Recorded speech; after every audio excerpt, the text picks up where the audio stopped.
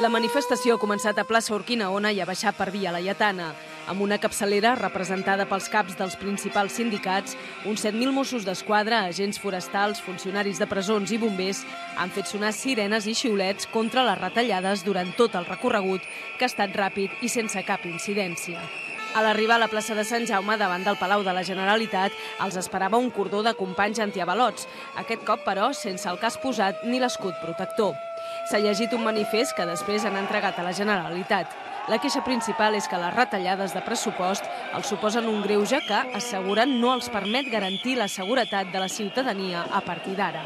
Des del 2010, jo puc parlar per Mossos d'Esquadra, ja han perdut tranquil·lament un 20%. Es proposen més retallades i, a part del sou que estem parlant, a nivell de material, a nivell d'agents que no volen fer més promocions, la seguretat de Catalunya està en perill i greu. Les retallades s'han d'aplicar en altres camps o en altres llocs que no amb el compliment de les emergències. Som nosaltres els que donem servei al ciutadà i el ciutadà no vol que comencin a retallar per aquí. Els manifestants també han demanat al govern que no exigeixi més sacrificis als treballadors públics i que no retalli més en equipaments d'emergències.